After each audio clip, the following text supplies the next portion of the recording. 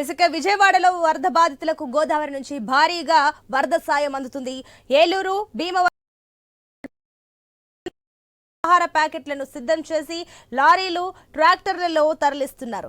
ఏలూరు నుంచి 50,000 మందికి సరిపడా భోజనంతో పాటుగా పాల ప్యాకెట్లు, బ్రెడ్ ప్యాకెట్లు, వాటర్ ప్యాకెట్లు పంపిస్తున్నామంటున్న ఏలూరు కమిషనర్ భాను ప్రతాప్ తో మా ప్రతినిధి భార్గవ్ ఫేస్ టు ఫేస్.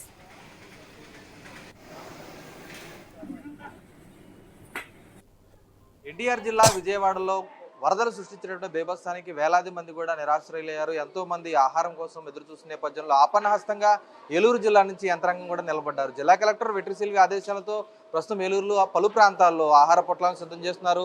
ఏలూరులో నగరపాలక సంస్థ కమిషనర్ భాను ప్రతాప్ కూడా ఇప్పుడు పర్యవేక్షణ చేస్తున్న పరిస్థితి కూడా ఉంది. సార్, ఏలూరు నుంచి మొత్తం విజయవాడకు ఎన్ని ప్యాకెట్లు వెళ్తున్నాయి, ఏ విధంగా సహాయం చేస్తున్నారు?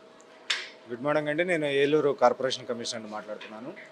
గత 4 రోజులు బట్టి విస్తారంగా కురుస్తున్నటువంటి వర్షాల నేపథ్యంలో విజయవాడ అర్బన్ ఏరియాలో కాస్త ఈ వరద నీటి వల్ల జనజీవనం స్తంభించిపోవడం జరిగింది. అందులో భాగంగా గౌరవ ముఖ్యమంత్రి వర్యులు శ్రీ నారా చంద్రబాబు నాయుడు గారు, అదేవిధంగా గౌరవ పురపాలక శాఖ మంత్రులు శ్రీ పొంగూరు నారాయణ గారు, ఏలూరు స్థానిక శాసనసభ్యులు శ్రీ బడేటి చంటి గారు, మేయర్ గారి నూర్జహాన్ గారి ఆదేశాల ప్రకారం జిల్లా కలెక్టర్ గారి యొక్క ఆదేశాలతోటి రోజుకి ఒక్కొక్క పూటకి 10,000 మంది చొప్పున ఇవాళ రేపు మొత్తం 40,000 మందికి ఫుడ్ సప్లై చేయడానికి ఏర్పాట్లు చేసుకోవడం జరిగింది.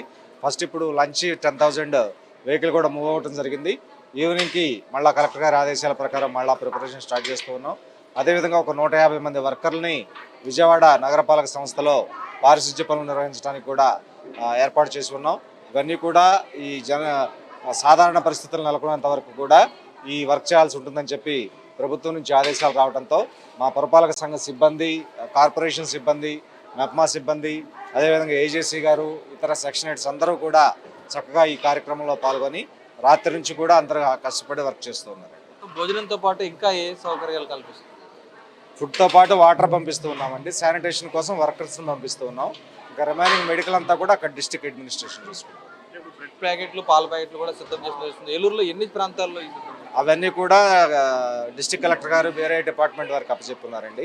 మాకు మున్సిపల్ అడ్మినిస్ట్రేషన్ మాత్రం ఈ వర్క్ కలెక్ట్ చేస్తారు. ఇప్పుడు ఇవన్నీ నేరుగా లబ్ధితో ఎక్కడైతే బాధితుల దగ్గర తీసుకెళ్తున్నారా, లేదంటే ఎక్కడైనా విజయవాడలో అందజేయడం జరుగుతుంది? విజయవాడ కలెక్టరేట్లో ఒక నెంబర్ ఇవ్వడం జరిగిందండి. వారితో కాంటాక్ట్ అయ్యాను. వారికి అక్కడ డెలివరీ ఇస్తే వారు డిస్పాచ్ చేస్తారు. ఏలూరులో కూడా తమిళేరు ముంచుకు వస్తుంది. ఏలూరుకు సంబంధించి ఇప్పటికే అనేక ప్రాంతాల్లో అలర్ట్ చేశారు. ఏలూరులో ఏ విధంగా ఉంది పరిస్థితి?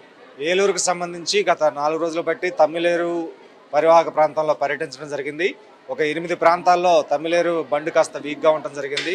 ఇరిగేషన్ డిపార్ట్మెంట్, రెవెన్యూ డిపార్ట్మెంట్ వారి సహకారంతో గత 2 రోజుల నుంచి ఆ తమిళేరు బండ్ పక్కన శాండ్ బ్యాగ్స్ పెట్టడం జరిగింది.